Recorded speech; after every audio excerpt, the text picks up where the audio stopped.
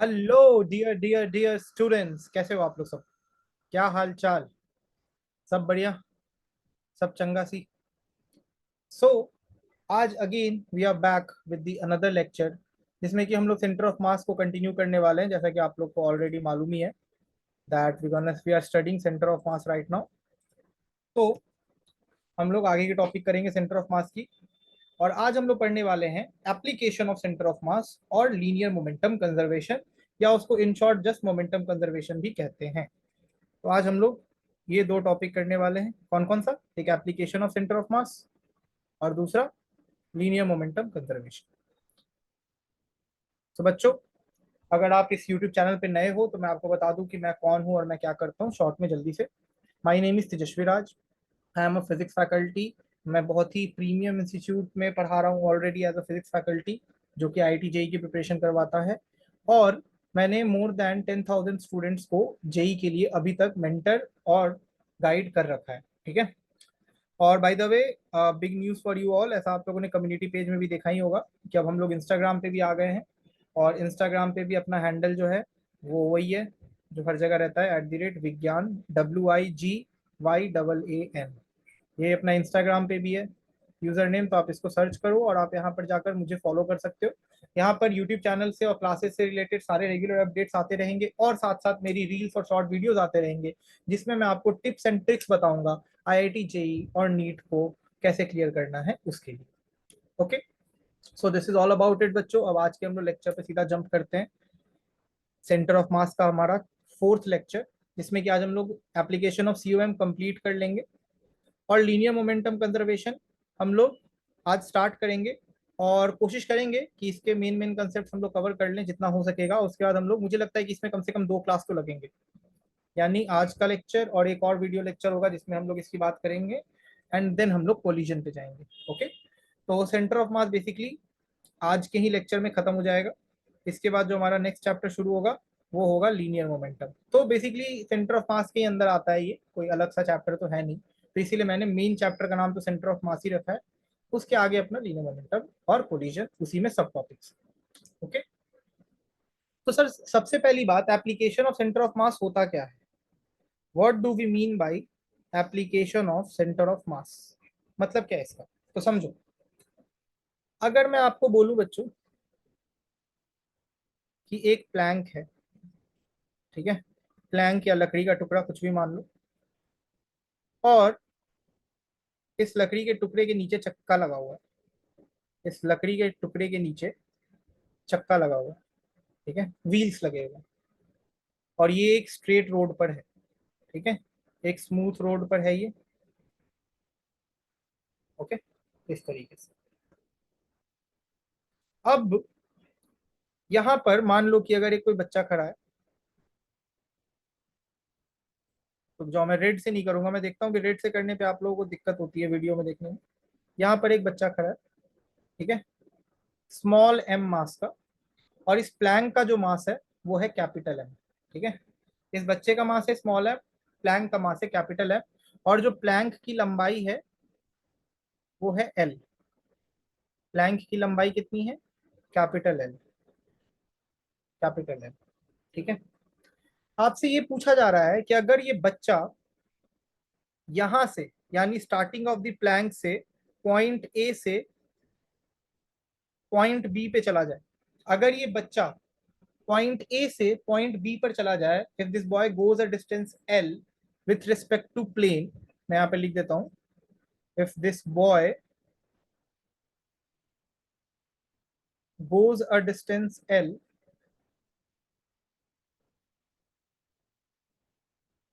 with respect to Planck,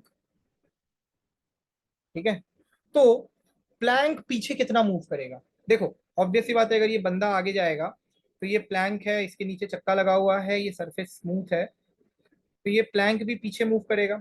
आप imagine करो ना, आप किसी मूविंग ऑब्जेक्ट पे खड़े हो, आप स्केट बोर्ड पे खड़े हो, ठीक है, स्केट बोर्ड अभी रेस्ट में, आप भी रेस्ट में हो। अब आप स्केट बोर्ड के एक एंड से अगर दूसरे एंड की तरफ जाओगे, तो आप आगे जाओगे तो आपका जो नॉर्मल रिएक्शन, आपका जो पैर की वजह से जो प्रेशर लगेगा स्केट बोर्ड पे, उसकी वजह से स्केट बोर्ड भी कुछ सर्टेन डिस्टेंस पीछे जाएगा। ठीक है, तो अगर आपसे क्वेश्चन में पूछा जाता है कि अगर बॉय मान लो एल डिस्टेंस गया विथ रिस्पेक्ट टू प्लैंक, यानी प्लैंक के एक एंड से दूसरे एंड पर चला गया, तो प्लैंक ऑपोजिट डायरेक्शन में कितना डिस्टेंस पीछे जाएगा, तो वो आप कैसे निकालोगे? तो उसका मैं क्लियर कट फॉर्मूला बता देता हूँ बच्चों यहाँ पर। तो अगर आपसे पूछा जाए, पहला ये पूछा जा सकता है आपसे कि distance moved by plank in opposite direction, in opposite direction, ठीक है, कि प्लैंक ऑपोजिट डायरेक्शन में कितना मूव कर रहा होगा डिस्टेंस। तो उसका फॉर्मूला होता है बहुत ही क्लियर कट, और वो होता है x plank is equal to mass of the boy यानी small m into length of the plank divided by total mass of the system which is mass of the boy plus mass of the plank. ये formula ध्यान से देखो, क्या है ये formula, देखो फिर से एक्सप्लेन कर रहा हूँ। आपको पूछा क्या गया था कि अगर बॉय पॉइंट ए से पॉइंट बी पर जाता है प्लैंक पे, तो प्लैंक कितना पीछे जाएगा विथ रिस्पेक्ट टू ग्राउंड, ठीक है। तो प्लैंक कितने डिस्टेंस पीछे जाएगा, उसका फॉर्मूला होता है mass of the boy into total length of the plank divided bye mass of the total system which means mass of the boy plus mass of the plank. ये formula बहुत important है, इसको याद कर लेना। इसका डेरिवेशन जेई के perspective से इंपॉर्टेंट नहीं है, इसीलिए मैं इसका डेरिवेशन नहीं करवाऊंगा। अगर आपको इसका डेरिवेशन चाहिए तो आपको एनसीईआरटी में मिल जाएगा, आप देख लेना, और अगर कोई डाउट होगा उसमें तो आप मुझसे पूछ सकते हो, ठीक है। तो ये एक फॉर्मूला है, ओके। अब अगर मैं आपसे दूसरा पूछूं सवाल कि लड़का कितना ग्राउंड के रिस्पेक्ट में आगे गया होगा, ठीक है। ये तो हमें पता है कि लड़का एल डिस्टेंस प्लैंक के रिस्पेक्ट में आगे जा रहा है ना, ये तो हमें मालूम है कि एल डिस्टेंस जो है, ये लड़का ए से बी में गया तो एल डिस्टेंस प्लैंक के रिस्पेक्ट में गया। अब अगर मैं आपसे पूछूं कि कितना डिस्टेंस वो ग्राउंड के रिस्पेक्ट में जा रहा है, सेकंड सवाल में अगर आपसे ये पूछूं कि distance covered by boy with respect to ground, तो ये क्या होगा?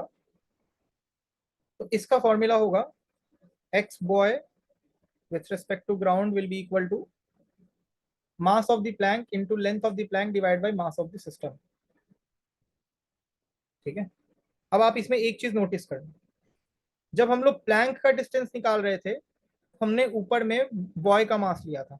जब हम लोग प्लैंक का डिस्टेंस निकाल रहे थे तो हमने यहाँ पर बॉय का मास लिया था, यहाँ पर हमने क्या लिया था? बॉय का मास लिया था, करेक्ट। बट अब अगर यहाँ पर हम बॉय का डिस्टेंस निकालें, बट अगर अब यहाँ पर हम बॉय का डिस्टेंस निकाल रहे हैं तो यहाँ पर हमने प्लैंक का मास लिया, यहाँ पर हमने प्लैंक का मास लिया, which is capital M is mass of plank,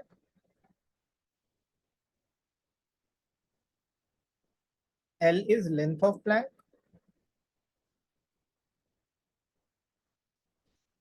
and small m is mass of boy, ठीक है।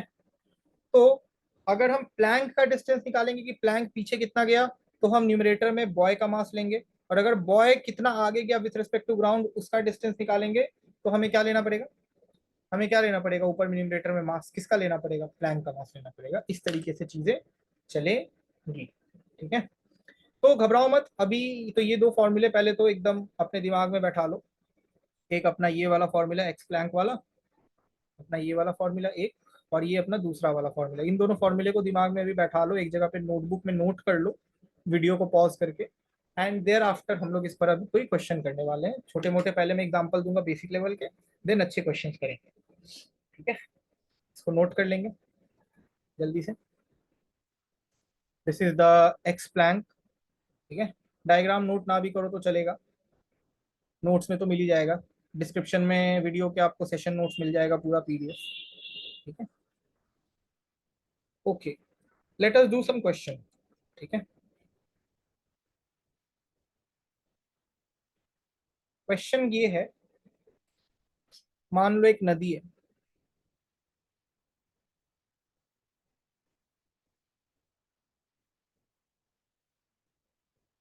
इस नदी पर एक बोट है, ठीक है। इस बोट की जो लंबाई है वो है 2 मीटर। बोट की लंबाई मान लो है 2 मीटर, और एक लड़का यहाँ पर खड़ा है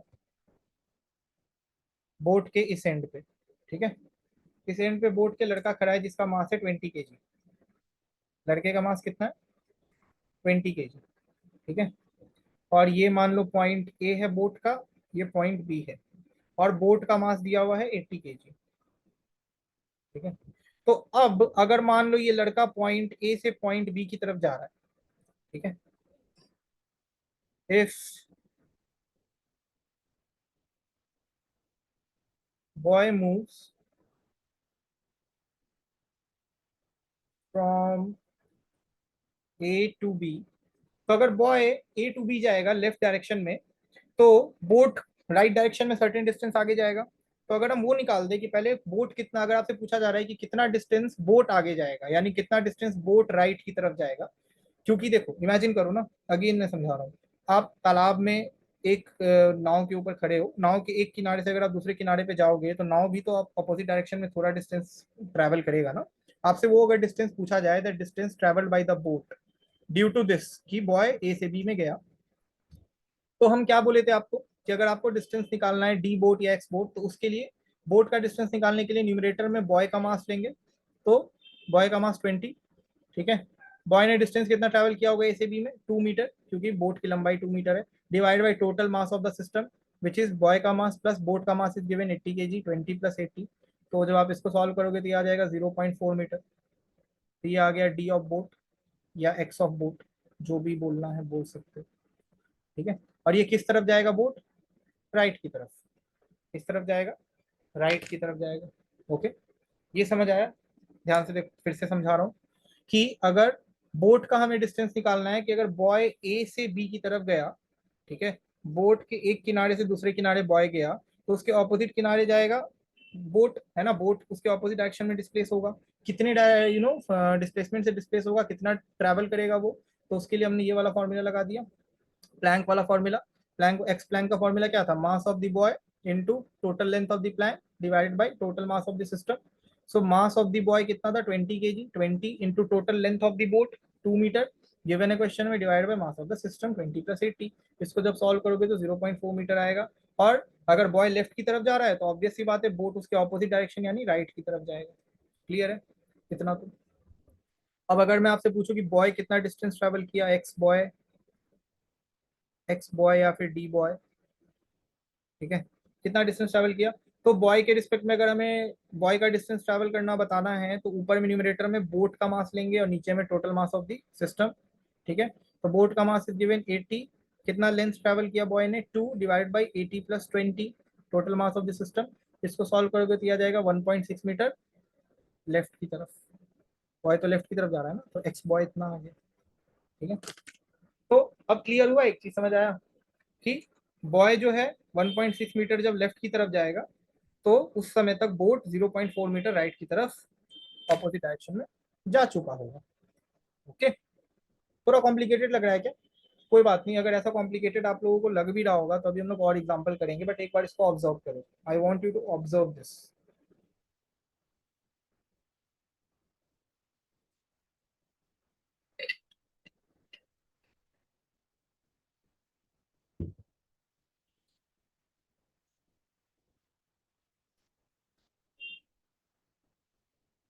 ठीक है, अब थोड़ा कॉम्प्लिकेट करते हैं सिचुएशन को, ज्यादा नहीं, थोड़ा सा, ज्यादा नहीं, थोड़ा सिचुएशन को कॉम्प्लिकेट कर रहे हैं। एक और स्लाइड चाहिए मुझे।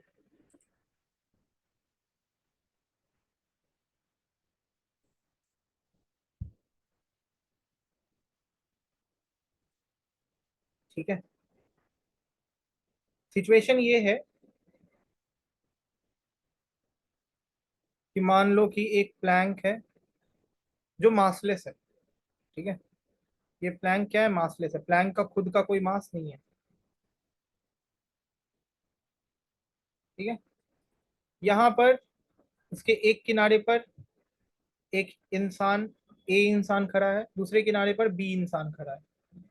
ठीक है, एक किनारे पर ए इंसान खड़ा है, दूसरे किनारे पर बी इंसान खड़ा है, और टोटल जो दोनों ए और बी के बीच का डिस्टेंस है, यानी total mass of the plank is 2 metres.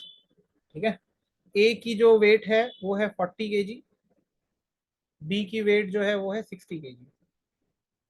ठीक है, तो अब आपसे पूछा जाए अगर कि ए अगर इधर जाएगा राइट की तरफ, तो ये प्लैंक कितना पीछे जाएगा, या फिर अगर बी लेफ्ट की तरफ जाएगा तब ये प्लैंक कितना पीछे जाएगा। ठीक है, तो पहले देखो एक ही इंसान हुआ करता था बोट पे या प्लैंक पे, अब हमने क्या किया, पहले एक ही इंसान था ना, अब हमने क्या किया, दो इंसान खड़े कर दिए दोनों साइड में। कंसेप्ट सेम है, घबराने की कोई बात नहीं है, not this is not something new, हम लोग सेम फॉर्मूला लगाएंगे। हम करेंगे क्या कि ए का मूवमेंट देखेंगे। ठीक है, हम लोग देखेंगे कि ए अगर राइट की तरफ जाएगा तो हम लोग बी और इस प्लैंक को एक सिस्टम मान लेंगे। हम क्या करेंगे, मैं यहाँ पे लिख देता हूं, if A is moving towards right,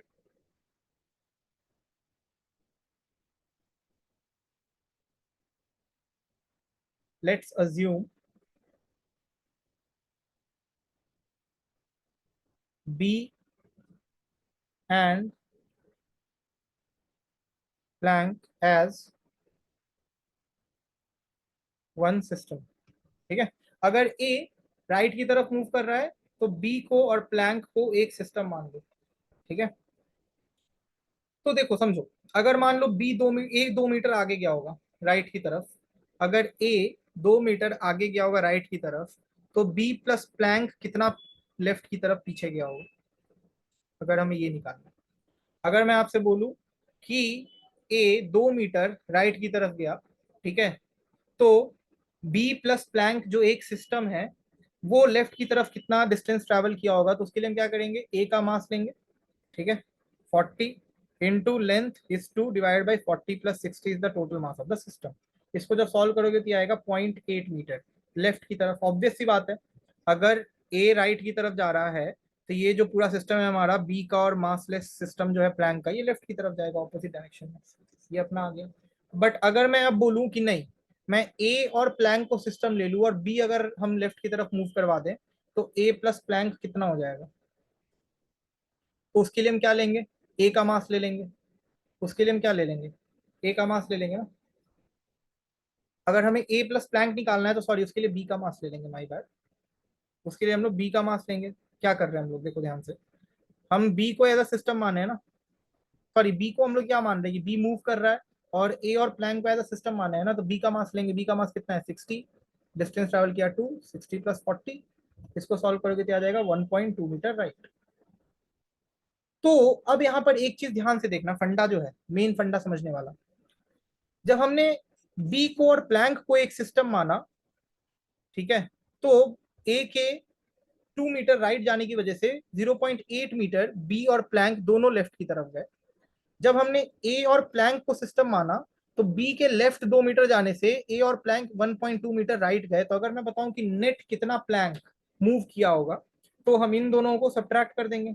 net movement of Planck अगर हम निकालना चाहें तो नेट एक्स प्लैंक कैसा होगा, वो हो जाएगा 1.2 माइनस 0.8, ये क्या आ जाएगा 0.4 मीटर। किस डायरेक्शन में, बड़ा कौन सा है, राइट है ना बड़ा, राइट।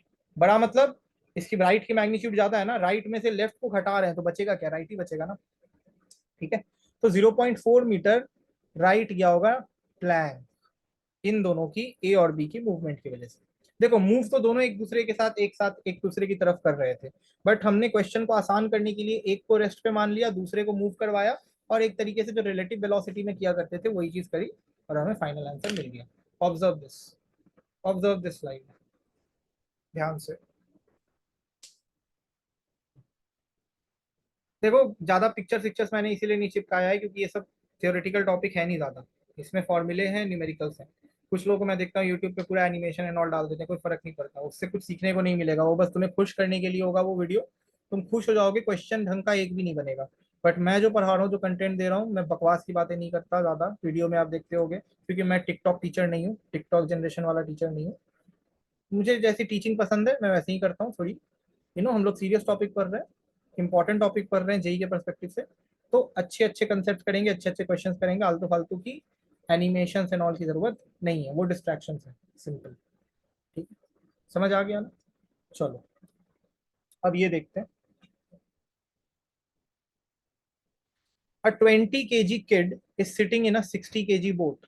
ठीक है, एक 60 kg का बोट है जो कि लेक पे है खड़ा, और उसके ऊपर उस 60 kg के बोट के ऊपर एक 20 किलो का बच्चा बैठा है या खड़ा है, जो भी है, खड़ा है, सिटिंग है। ठीक है, distance of the kid from the bank of the lake is 20 metre. ठीक है, अब जिस नदी में वो बोट है, उस नदी का जो बैंक है, यानी जहां पर वो नदी का किनारा है, उससे उस लड़के की डिस्टेंस 20 मीटर है जो उस बोट पे खड़ा है। अगर किड 8 मीटर बोट पे बैंक के टूवर्ड्स मूव करता है, तो अब 8 मीटर मूव करने के बाद किड का बैंक से कितना डिस्टेंस होगा। मान लेते हैं the system is initially at rest and there is no friction between boat and water. ठीक है, क्या बोल रहा है ये क्वेश्चन सर? बहुत कॉम्प्लिकेटेड लग रहा है। कुछ कॉम्प्लिकेटेड नहीं है, देखो।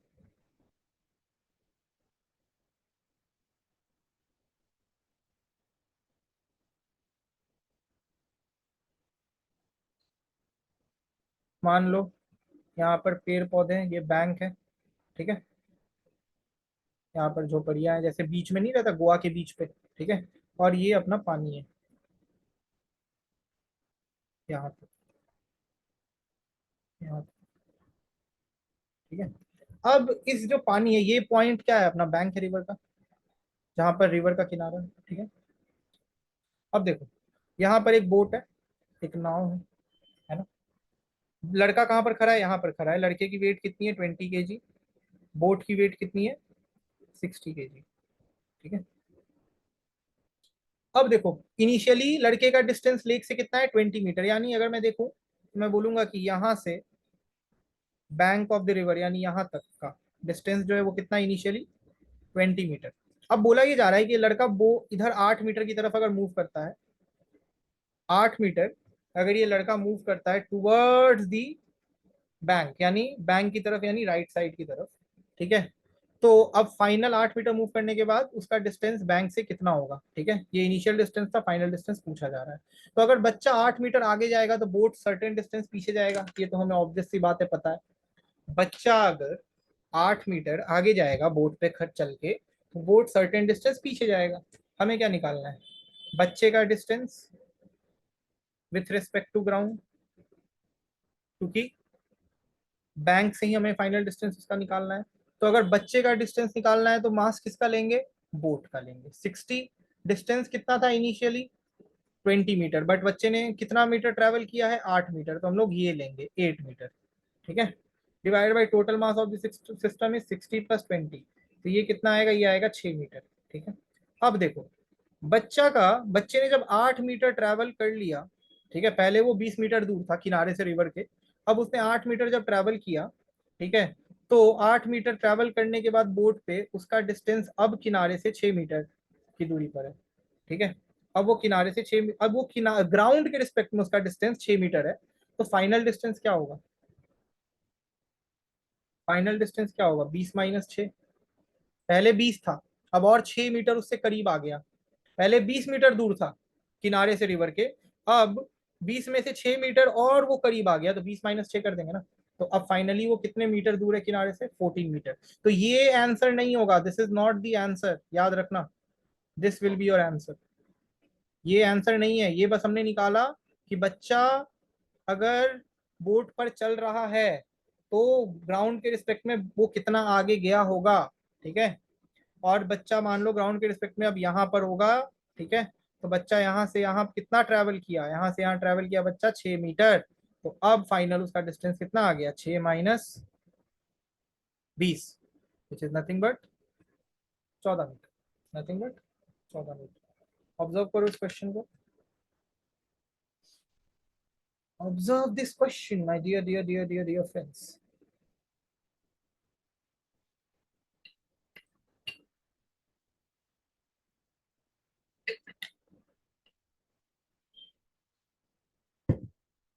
Okay, very good. A man of mass capital M stands at one end of a plank of length L। सीधा डायग्राम बनाते हैं।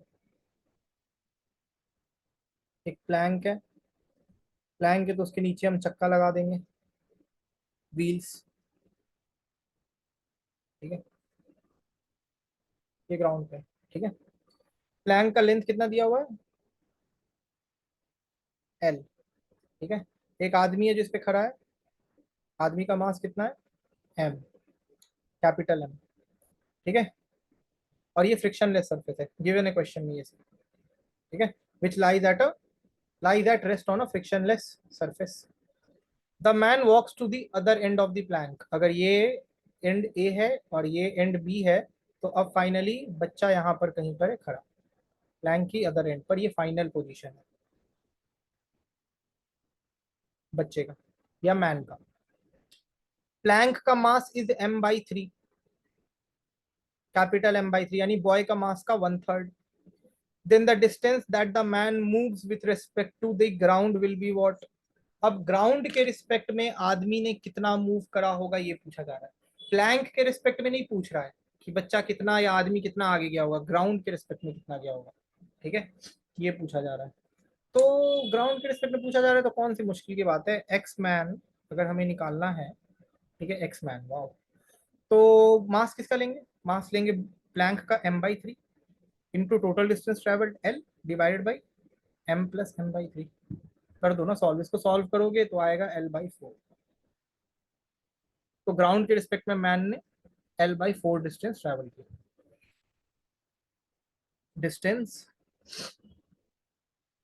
Travelled with respect to ground. तो बच्चों ये जो मैंने आप लोग को फॉर्मूला बताया है ये ग्राउंड के रिस्पेक्ट में है, ये दोनों फॉर्मूले याद रखना। ये दोनों फॉर्मूले किसके रिस्पेक्ट में, ग्राउंड के रिस्पेक्ट में। ये तो मैंने बॉय वाला बॉय में लिख दिया था ग्राउंड के रिस्पेक्ट में, इसमें मैं लिखना भूल गया था इसलिए मैं यहाँ पे लिख दे रहा हूँ, ठीक है, ओके। जैसा कि आप देख भी पा रहे हो अभी तक हमने जितने भी क्वेश्चन करे सेम ही फॉर्मूला लगाया जो मैंने स्टार्टिंग ऑफ द क्लास में आपको बताया था, that is with respect to ground man कितना मूव कर रहा होगा, ओके।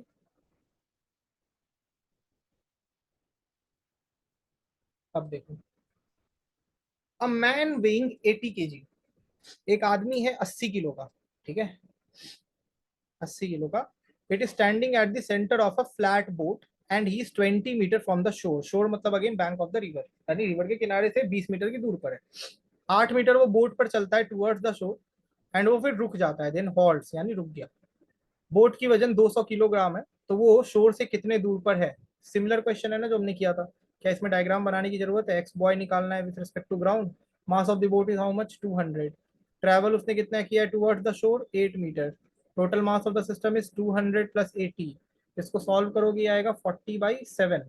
तो 40/7 मीटर बॉय का डिस्टेंस है ग्राउंड के रिस्पेक्ट में, ठीक है। अब हमें क्या निकालना है कि वो शोर से कितने दूरी पर है, तो पहले कितने दूरी पे था, पहले 20 मीटर की दूरी पे था, तो हम क्या करेंगे फाइनल डिस्टेंस कैसे निकालेंगे,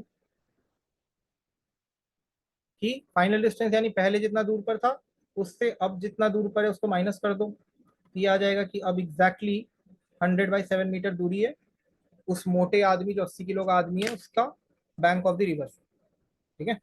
यानी इसको अगर डेसिमल में लिखेंगे तो ये ऑलमोस्ट कितना हो गया, 7 - 7 14.3 मीटर, समवॉट लाइक दैट, ठीक है। सिमिलर क्वेश्चन है ना, ओके। सो बच्चों यहीं पर सेंटर ऑफ मास चैप्टर की समाप्ति होती है, सेंटर ऑफ मास चैप्टर का यहीं पर दी एंड हो गया, दिस इज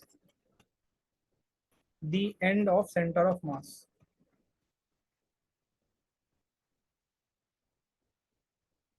ठीक है। अब हम लोग इस चैप्टर के दूसरे हिस्से पे जा रहे हैं, बहुत ही इंपॉर्टेंट हिस्सा जिसका नाम है कंजर्वेशन ऑफ मोमेंटम, जिसका नाम है कंजर्वेशन ऑफ मोमेंटम। बहुत ही इंपॉर्टेंट टॉपिक है, आई कैन नॉट एम्फेसाइज मोर कि इससे जेई में कितने सवाल पूछे जाते हैं, okay.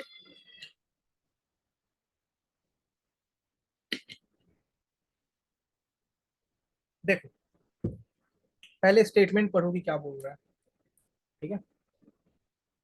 The conservation of momentum is a fundamental principle in physics that states that the total momentum of a closed system remains constant if no external forces are acting on it, ठीक है। Closed system का मतलब क्या होता है बच्चों, what do we mean by close system, do you have any idea. Closed system ऐसे system को कहते हैं बच्चों जो कि ट्रांसफर अलाउ नहीं करता मैटर का, क्लोज्ड सिस्टम में देयर इज, क्लोज सिस्टम यहाँ पे डेफिनेशन लिख रहा हूँ मैं, there is no transfer of matter, is no transfer of matter, matter का कोई ट्रांसफर नहीं होता क्लोज सिस्टम में, ठीक है। इसके बारे में आप डिटेल में थर्मोडायनेमिक्स में पढ़ोगे, ठीक है। तो ये स्टेट करता है कि जो टोटल मोमेंटम होगा क्लोज्ड सिस्टम का, जहां पर मैटर का ना ही कोई आदान हो रहा है ना ही प्रदान हो रहा है, यानी एक्सचेंज नहीं हो रहा है मैटर का, वो कांस्टेंट रहेगा अगर कोई एक्सटर्नल फोर्स उस पर एक्ट ना कर रहा हो। This is the important point, this is the bullet point, if no external forces are acting, ठीक है, दिस इज द कंडीशन। यानी in other words, in the absence of external force the total momentum before an event must be equal to the total momentum after the event, ठीक है। जैसे मान लो कोई event हो रहा है, ठीक है, मान लो कोई बॉम्ब है जो फट गया, ठीक है। तो अगर उस बॉम्ब पे वो बॉम्ब फटा without any external forces acting on it, तो बॉम्ब के फटने के जस्ट एक सेकंड पहले और बॉम्ब के फटने के जस्ट एक सेकंड बाद जो मोमेंटम होगा दोनों बराबर होनी चाहिए, ठीक है। मोमेंटम एक वेक्टर क्वांटिटी है, यानी इसके पास मैग्नीट्यूड और डायरेक्शन दोनों होता है, ठीक है। और इसका जो इक्वेशन होता है वो होता है P is equal to m dot v, P is equal to m dot v, mass into velocity, mass into velocity, या फिर इसको एम भी लिख दो ना, एम डॉट वी से तुम लोग डॉट प्रोडक्ट समझ लोगे। This is not dot product, this is m into v normal, ठीक है। Where m is mass, v is velocity, ठीक है। अब इसके बारे में आगे बात करते हैं। ये हो गया स्टेटमेंट कंजर्वेशन ऑफ मोमेंटम का, कि अगर कोई क्लोज सिस्टम है और अगर उस पर नेट फोर्स जीरो है तो सिस्टम का लीनियर मोमेंटम या मोमेंटम जो है वो कांस्टेंट और कंजर्व्ड रहेगा, चेंज नहीं करेगा, ठीक है। अब अगर मैं आपसे बात करूं, अपने को न्यूटन का सेकंड लॉ क्या बोलता है, एफ इज इक्वल टू क्या होता है, डीपी बाई डी टी, ठीक है। अगर मैं बोलूं कि एफ जीरो है, यानी कोई भी फोर्स नहीं लग रहा, तो क्या हो जाएगा, that employees dp by dt will become zero, that implies अगर change of linear momentum is zero that means momentum is constant, अगर कोई चीज कांस्टेंट रहेगी तभी तो उसका रेट ऑफ चेंज जीरो होगा, ठीक है। तो ये कांस्टेंट हो गया, तो इसी को तो कहते हैं कंजर्वेशन ऑफ लीनियर मोमेंटम, यानी p initial is equal to p final, पहले जो मोमेंटम था और जो बाद में मोमेंटम था वो बराबर हो गया। ये आ गया mathematical formulation of conservation of momentum, ये आ गया mathematical formulation of momentum conservation. Main मतलब अपने को इसी इक्वेशन से, ठीक है, बाकी सब तो राम कहानी है, मेन अपने लिए ये इक्वेशन वीबीआई है, वेरी वेरी इंपॉर्टेंट, ठीक है। बट ये अगेन मैं यहाँ पर लिख चुका हूँ, this the condition is that this is only valid when F net is zero. But अगर मान लो नेट फोर्स सिस्टम पर जीरो ना भी हो, मान लो नेट फोर्स सिस्टम पर जीरो ना भी हो, और अगर फिर भी हमें मोमेंटम भाई बोले कि भाई हमें फिर भी कंजर्व होना है, तो स्टेटमेंट अगर मैं ऐसा बोलूं कि if net force on system, बहुत ध्यान से सुनना, ये इज नॉट जीरो, ठीक है, तब क्या हम लोग लीनियर मोमेंटम को कंजर्व करवा सकते हैं, तब क्या हम लीनियर मोमेंटम को कंजर्व करवा सकते हैं। मान लो इसका मतलब क्या है, नेट फोर्स अगर सिस्टम पे जीरो नहीं है तो F net is not equal to zero. अगर एफ नेट जीरो नहीं है लेकिन मान लो कि एफ एक्स जीरो के बराबर है, यानी एक्स डायरेक्शन में जो फोर्स है वो नहीं लग रहा, एक्स डायरेक्शन में कोई भी फोर्स नहीं लग रहा, एफ एक्स जीरो है, तो क्या अगर एफ एक्स जीरो है तो हम लोग ये लिख सकते हैं कि p initial x is equal to p final x, यानी एक्स डायरेक्शन में मोमेंटम कंजर्व्ड है, यानी पी एक्स इज कॉन्स्टेंट, ये लिख सकते हैं। तो इसका मतलब क्या हुआ कि इवन दो अगर सिस्टम का नेट फोर्स जीरो ना भी हो, बट उसका फोर्स का कोई एक कंपोनेंट अगर जीरो हो जाए, या तो एक्स एक्सिस में या तो वाई एक्सिस में, तब भी हम लीनियर मोमेंटम उस कंपोनेंट का कंजर्व्ड मान सकते हैं उस एक्सिस में। ठीक है, अगर सिस्टम पर नेट फोर्स जीरो ना भी हो, फिर भी उस नेट फोर्स का कोई एक कंपोनेंट जीरो हो जाए, तो उस डायरेक्शन में, जिस डायरेक्शन में वो नेट फोर्स का कंपोनेंट जीरो है, उस डायरेक्शन में लीनियर मोमेंटम को हम कंजर्व्ड या कांस्टेंट मानेंगे। ये दूसरा कंडीशन है। तीसरा कंडीशन देखो, तीसरा कंडीशन, अब अगर मान लो कि कंपोनेंट में भी नेट फोर्स जीरो ना, ठीक है, अगर मान लो, ठीक है, कि नेट फोर्स तो जीरो के बराबर नहीं ही है, ऑल्सो एफ एक्स भी जीरो के बराबर नहीं है, एफ वाई भी जीरो के बराबर नहीं है, एफ जेड भी जीरो के बराबर नहीं है, अब क्या करोगे? अब क्या लीनियर मोमेंटम को कंजर्व करने का कोई तरीका है? ध्यान से देखो क्या है। F is equal to d p upon d t, that implies d p is equal to F d t. अब ध्यान से देखो, ये जो डी टी है, ये इनफाइनाइटेसिमली स्मॉल टाइम की बात हो रही है, इनफाइनाइटेसिमली स्मॉल टाइम है, ये स्मॉल टाइम इंटरवल। और डीपी क्या है? डीपी भी चेंज इन मोमेंटम है। तो हमें पता है कि dt और dt भी जीरो को टेंड कर रहा है, एंड dp भी इतना छोटा है कि ऑलमोस्ट जीरो को टेंड कर रहा है। ठीक है, तो अगर dt और dp जीरो को टेंड कर रहे हैं, तो हम नहीं बोल सकते क्या कि लीनियर मोमेंटम कंजर्व्ड है? यानी चेंज जो है मोमेंटम का, क्योंकि इतनी स्मॉल टाइम के लिए चेंज हो रहा है कि उस चेंज को हम लोग ऑलमोस्ट नेग्लिजिबल मान लेंगे, तो change in momentum is almost zero. तो देयरफॉर इस केस में भी पी इनिशियल पी फाइनल के बराबर होगी, इस केस में भी पी इनिशियल पी फाइनल के बराबर होगी। क्यों भैया? क्योंकि ये जो चेंज था dt और dp, इतना स्मॉल चेंज है, इतना स्मॉल चेंज है, इसमें मोमेंटम इतना कम चेंज कर रहा है कि उसके चेंज को हम लोग ऑलमोस्ट जीरो के बराबर मानेंगे, नेग्लिजिबल मानेंगे, उसका कोई इफेक्ट नहीं होगा। ठीक है, तो इस केस में भी change in momentum is almost zero, p initial is equal to p final momentum is conserve. तो मैंने आप लोग को तीन सिचुएशन बताया। एक सिचुएशन जहां पर अगर नेट फोर्स जीरो है, तब तो पी इनिशियल पी फाइनल के बराबर होगा ही होगा। दूसरा केस कि अगर फोर्स का कोई एक कंपोनेंट जीरो के बराबर है, तो उस कंपोनेंट का लीनियर मोमेंटम जीरो होगा। ठीक है, तीसरा केस, सॉरी जीरो नहीं होगा, लीनियर मोमेंटम कांस्टेंट होगा। तीसरा केस कि अगर मान लो कंपोनेंट भी नॉन जीरोस हैं, तब भी अगर चेंज बहुत ही स्मॉल है मोमेंटम में, बहुत इनफाइनाइटिसिमली स्मॉल टाइम के लिए मोमेंटम चेंज कर रहा है, तो उसको हम लोग ऑलमोस्ट नेग्लिजिबल मानेंगे, और उस केस में भी पी इनिशियल जो है वो पी फाइनल के बराबर होगा, मोमेंटम कंजर्व होगा, मोमेंटम कंजर्व होगा। ठीक है, जैसे मान लो फॉर एग्जाम्पल, मान लो एक बॉम्ब था, या कोई भी ऑब्जेक्ट है जो एक्सप्लोड करने वाला है, ये कोई ऐसा ऑब्जेक्ट है, मान लो दिवाली का पटाखा है, क्रैकर। ठीक है, ये क्या करने वाला है? एक्सप्लोड। ठीक है, तो एक्सप्लोड करने के जस्ट पहले, यानी just before explosion,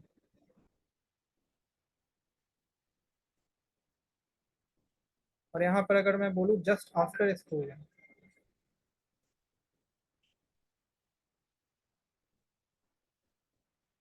just before explosion, ये क्रैकर जो था अपना सही सलामत था, ऐसा था, इसका मान लो मोमेंटम पी इनिशियल था। जस्ट आफ्टर एक्सप्लोजन मान लो ये तीन टुकड़ों में डिवाइड हो गया, एक इधर गया, एक इधर गया, एक इधर गया। ठीक है, तीनों टुकड़ा अलग अलग स्पीड से गया। अब क्योंकि ये जो फटा और जो मोमेंटम में चेंज आया, वो इतने कम टाइम के लिए आया कि मान लो कि ये पी फाइनल है, तो इस केस में क्योंकि डीपी एंड डीटी दोनों बहुत ही स्मॉल हैं, तो हम मानेंगे कि p initial is equal to p, p initial is equal to p final. Okay, observe this, observe this slide, dear dear dear बच्चों।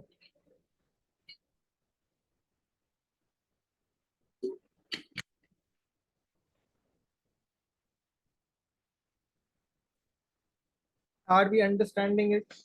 Are we getting our point? है ना, समझ रहे हो? ठीक है, अब देखो मोमेंटम कंजर्वेशन पे क्वेश्चन किस तरीके के आते हैं, ये समझो।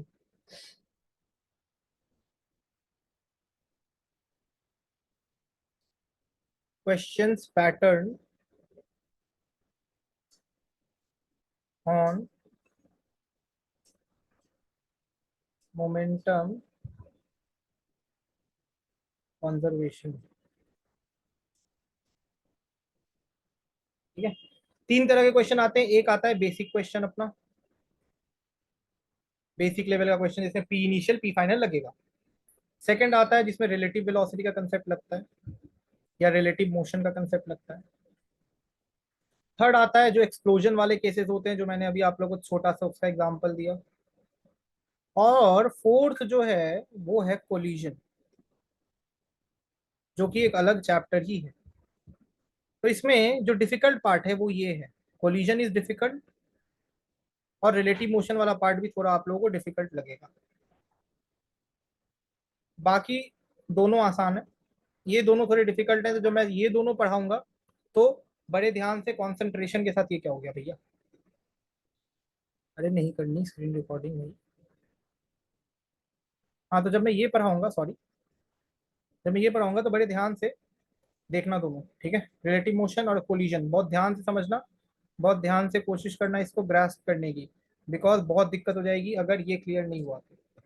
ठीक है बच्चों, तो हम लोग ध्यान से एक एक करके चीजें पढ़ेंगे। अब देखो, सबसे पहला जो पैटर्न होता है वो होता है बेसिक। ठीक है, जो सबसे पहला पैटर्न ऑफ क्वेश्चन होता है वो होता है basic. I need few more slides.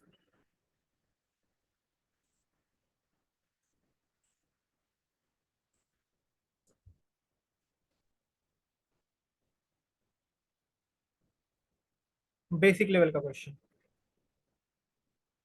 मैं बिल्कुल लेवल बाय लेवल करवा रहा हूँ आप लोगों को, ताकि आप लोगों को समझ आए चीजें, क्लैरिटी रहे चीजों की। ठीक है, अब मान लो एक प्लैंक है। ठीक है, इस पर एक स्मॉल एम मास का बंदा बैठा है, पूरा सिचुएशन रेस्ट पर है, प्लैंक का मास कैपिटल एम है।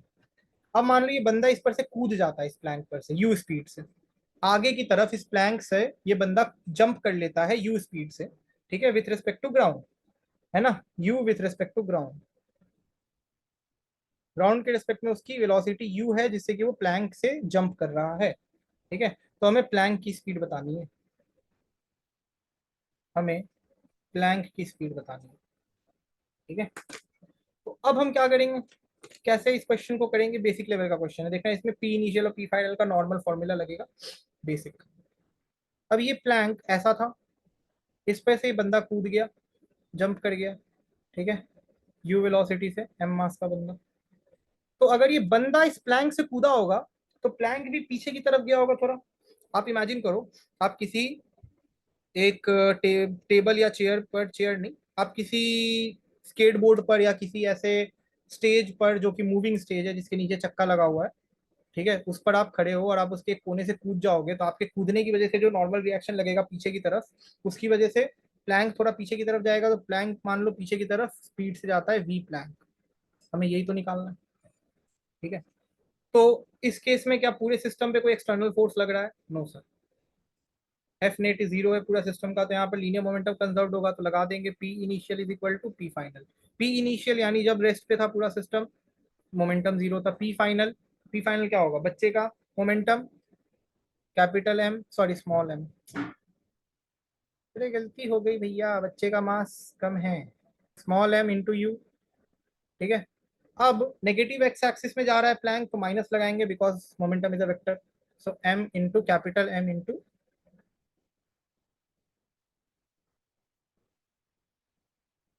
Capital M into V plank. ये हो गया, माइनस क्यों लगाया?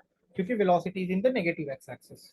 ठीक है, तो इससे क्या आ जाएगा? M V plank is equal to small M into U. So V plank क्या आ जाएगा? Small M into U divided by capital M. V plank क्या आ गया? Small M into U divide by capital M. ये किस तरफ जा रहा है? लेफ्ट की तरफ। प्लैंक किस तरफ जा रहा है? लेफ्ट की तरफ। तो ये आ गया वेलोसिटी ऑफ द प्लैंक। कैसे निकाला हमने? मैं एक बार शुरू से समझा देता हूँ। बच्चा पहले रेस्ट पर था प्लैंक पे, अचानक से उसका मन किया कि वो कूद जाएगा प्लैंक से, उस वो प्लैंक से कूदा राइट की तरफ, प्लैंक गया लेफ्ट की तरफ। हमें प्लैंक की वेलोसिटी निकालनी है। पूरे सिस्टम पर नेट फोर्स जीरो के बराबर है। ठीक है, तो लीनियर मोमेंटम का कंजर्वेशन का फॉर्मूला लगाएंगे। पहले बच्चा रेस्ट पे था और प्लैंक भी रेस्ट पे था, तो दोनों की लीनियर मोमेंटम जीरो।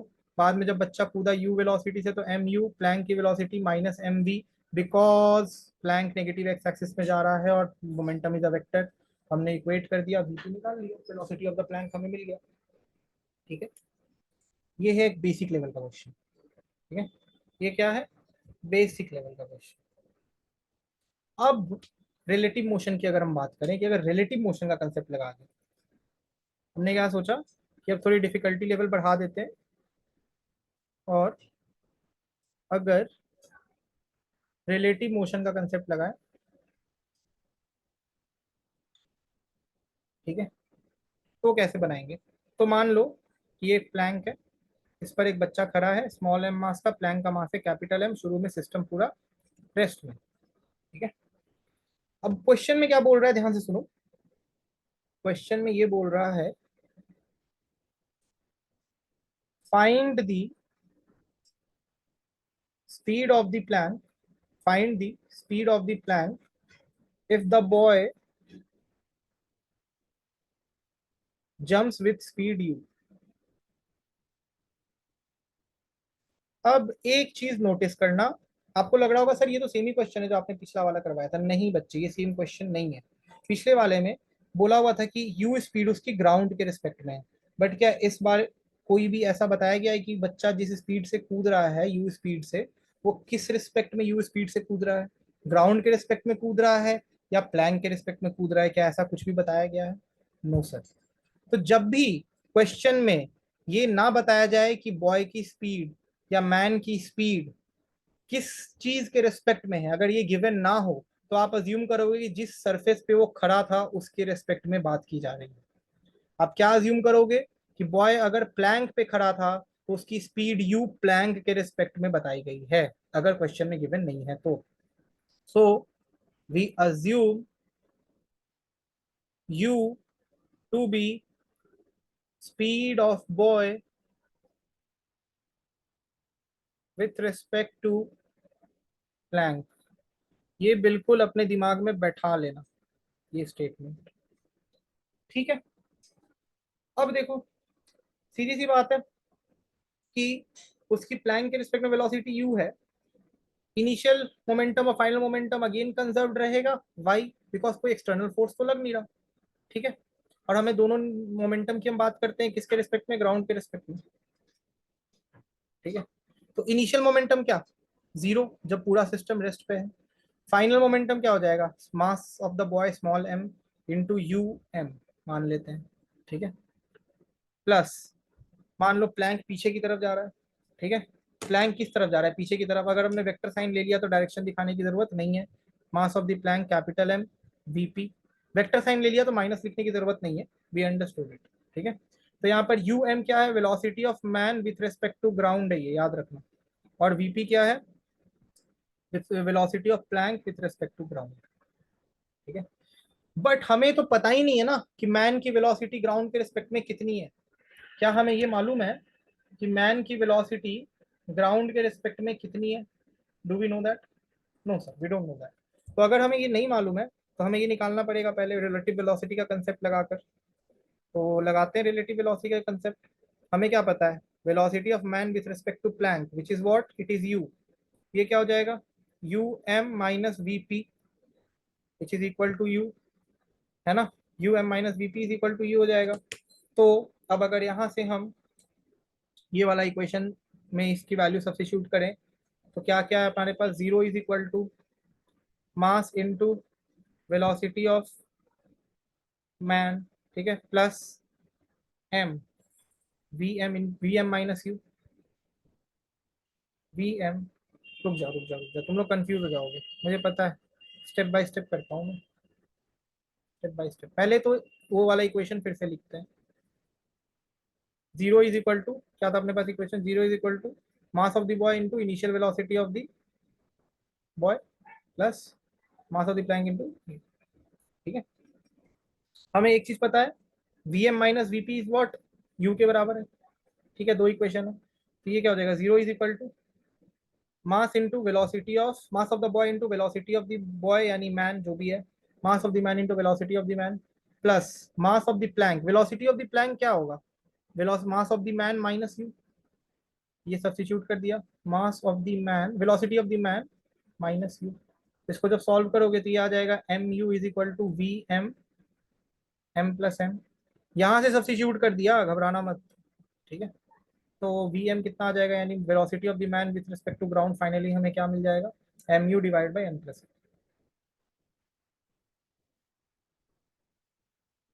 ठीक है, ये छोटा है।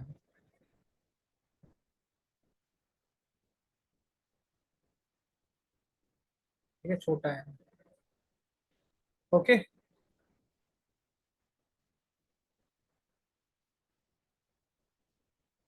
ये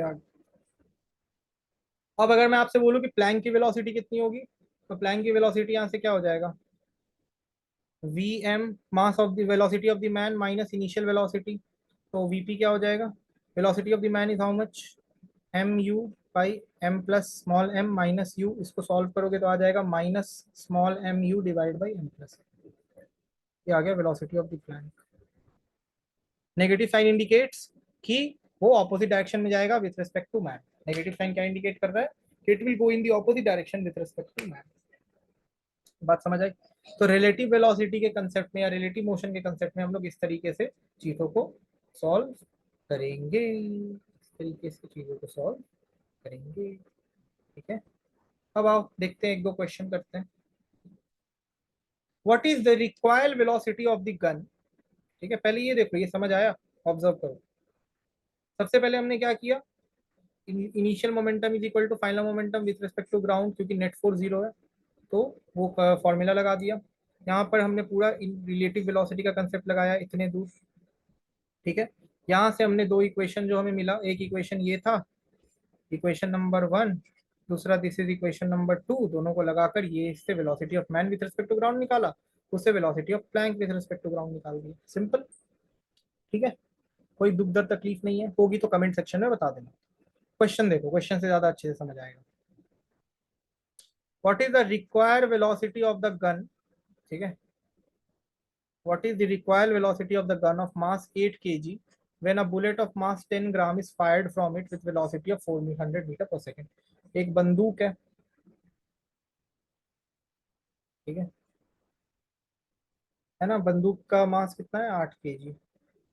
ठीक है, इसमें से जो गोली निकल रही है वो 400 मीटर पर सेकेंड की स्पीड से निकल रही है, और गोली का मास कितना है, 10 ग्राम।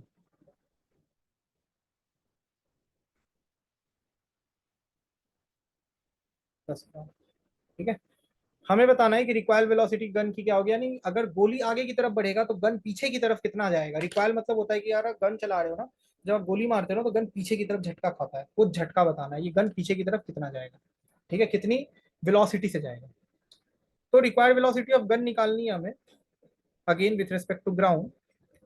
तो मैंने फॉर्मूला क्या बताया था, गन का अगर वेलोसिटी निकालना है, रिलेटिव वेलोसिटी, जैसे यहाँ पे प्लैंक का वेलोसिटी निकाल रहे थे, तो मास ऊपर में किसका लिया था, ऊपर में मास लिया था हमने बॉय का, तो यहाँ पर मास किसका लेंगे, बुलेट का, तो बुलेट का मास लेंगे।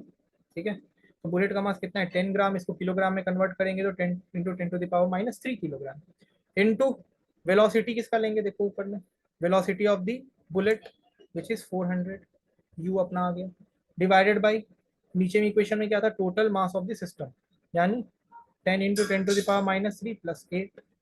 तो जब आप इसको सॉल्व करोगे आ जाएगा 0.5 metre per second velocity of the gun. Solve करके देख लेना विथ रेस्पेक्ट टू ग्राउंड। तो बस बच्चों, ये जो दो फॉर्मूला था हमने यही लगाना है, जिसकी वेलोसिटी ले रहे हैं, जिसकी वेलोसिटी ले रहे हैं उसका मास नहीं लेंगे, दूसरे वाले का मास लेंगे, और नीचे में total mass of the system. ठीक है, अब देखो, ये भी एक बहुत ही बेहतरीन क्वेश्चन है। Boy of mass 40 kg stands on a rail road car, ठीक है, ऑफ मास 60 kg, ठीक है, moving with velocity of 10 meter per second. ठीक है, एक बॉय है जिसका मास है कितना, 40 kg, वो एक रेल रोड कार पर खड़ा है जिसका मास है 60 kg, और वो कार जो है, वो ट्रेन जो है वो 10 मीटर पर सेकंड की स्पीड से चल रही है। अब ट्रेन के ऊपर लड़का दौड़ने लग गया, शाहरुख खान बन गया अचानक से, और वो दौड़ने लग गया 5 मीटर पर सेकंड की स्पीड से, ट्रेन चलती ट्रेन के ऊपर। ठीक है, with respect to car. Okay, in the same direction the velocity of the car will be what. ठीक है, जैसे जिस डायरेक्शन में ट्रेन चल रहा था उसी डायरेक्शन में लड़का दौड़ रहा है, तो अब कार की वेलोसिटी कितनी होगी, है ना। लड़के के दौड़ने की वजह से कार की वेलोसिटी में तो चेंज आएगी ना बच्चे, वही पूछा जा रहा है। तो सिचुएशन कुछ इस तरीके की है।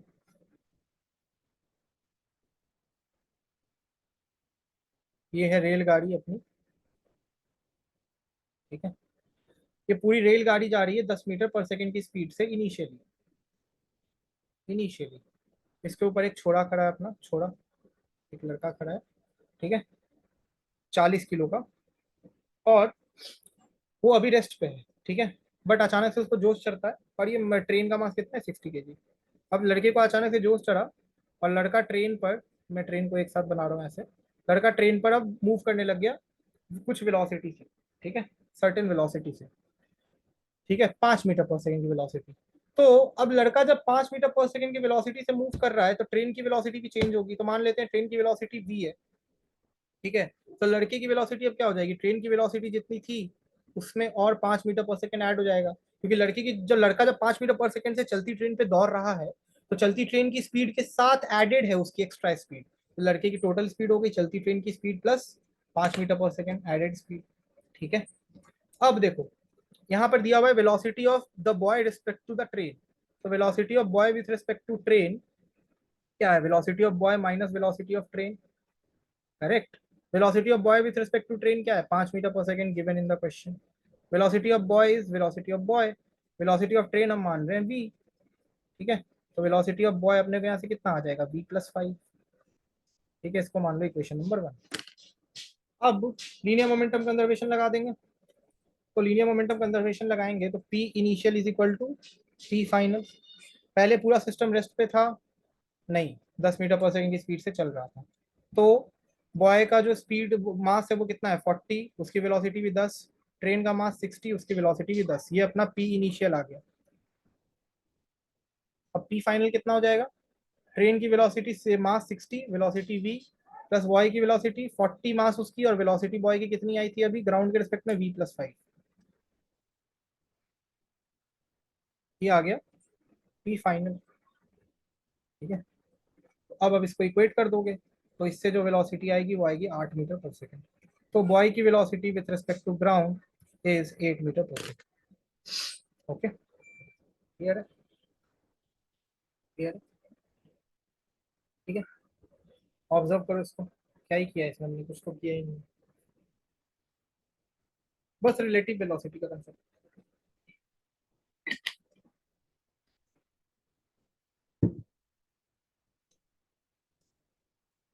इसमें मैंने एक चीज गलत बता दी आपको, ये जो v है ये वेलोसिटी ऑफ ट्रेन है ना, सॉरी, ये v जो आया 8 मीटर पर सेकंड, ये वेलोसिटी ऑफ ट्रेन है with respect to ground, my bad, 8 meter पर सेकंड। ओके, चलो। अब bullet of mass 10 gram moving with 300 meter पर सेकंड, ये आपका होमवर्क क्वेश्चन है। This is your homework question बच्चों, ठीक है। सॉल्व करो और मेरे टेलीग्राम पे भेजो, मेरी टेलीग्राम आईडी है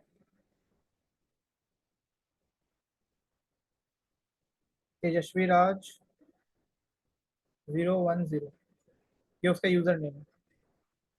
इस पर भेजो अपना होमवर्क सॉल्व करके, ठीक है। This is your homework question, this is also the homework question, ठीक है। तो ये दोनों होमवर्क क्वेश्चन है आपके लास्ट के। बाकी आप, मैंने आप लोगों को सेम वैरायटी ऑफ क्वेश्चन काफी बता दिए हैं सॉल्व करके। तो इस तरीके से अपने को आगे बढ़ना है, this is all about today's topic. अब हम लोग ज्यादा इसके बारे में नहीं पढ़ेंगे, वरना आपके दिमाग से धुआं निकलने लग जाएगा, मुझे पता है। ये थोड़ा डिफिकल्ट टॉपिक है, लीनियर मोमेंटम का जो रिलेटिव मोशन वाला पार्ट है, आई नो, अंडरस्टैंड बच्चों। वो दोनों होमवर्क वाला क्वेश्चन मैं करके दिखाऊंगा कल सॉल्व करके, ठीक है। बट आप लोग खुद से ट्राई करना, जो भी ये वीडियो देख रहे हैं, और अपने दोस्तों को भी शेयर करो video. Thank you very very much, bye bye.